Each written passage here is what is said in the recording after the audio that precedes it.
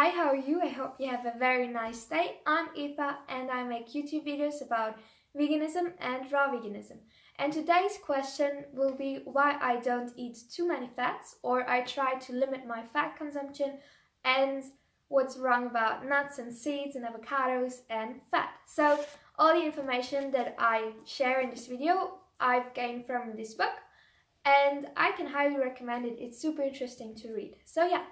First of all, there's a distinction between or a difference between heated fats and raw fats, because heated fats are, for example, meat, sausage, nuts and seeds, crackers, and oils. And I think it's super interesting because a lot of people don't really know that almonds, for example, are that you buy in the store are never raw. They're always cooked or heated just to make them last longer. However, the problem is when you heat fats, they can easily turn rancid, and so they also might turn carcinogenic because there are some poisonous substances that are produced by the heating process, such as acrolein and hydrocarbon.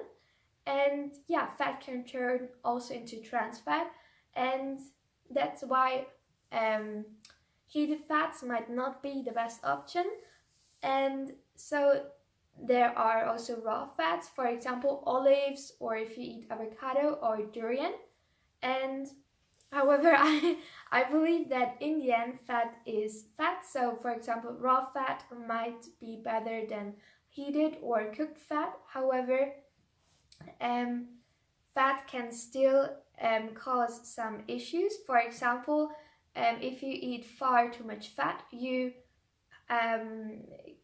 this fat can thicken the blood, and so the red blood cells can clump together, and they can't really transport as much oxygen as if they were not clumped together, and this might lead to tiredness. And actually, I think that this is true because, for example, when I eat fruit, I feel so much energy and I'm so energetic. But if I eat, for example, an avocado,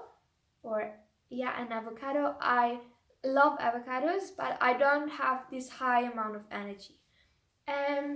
So yeah, and also excess fat can block the insulin from being able to put the sugar into the cell, and this can cause some issues. For example, this can also lead to diabetes in the worst case. So I think it's important to understand that eating fats and sugar at once is not the best option. For example, if you eat raw cakes with a lot of dates and cashews, this might not be the best solution.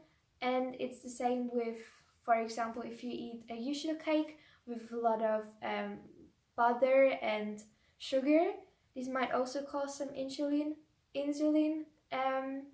resistance issues.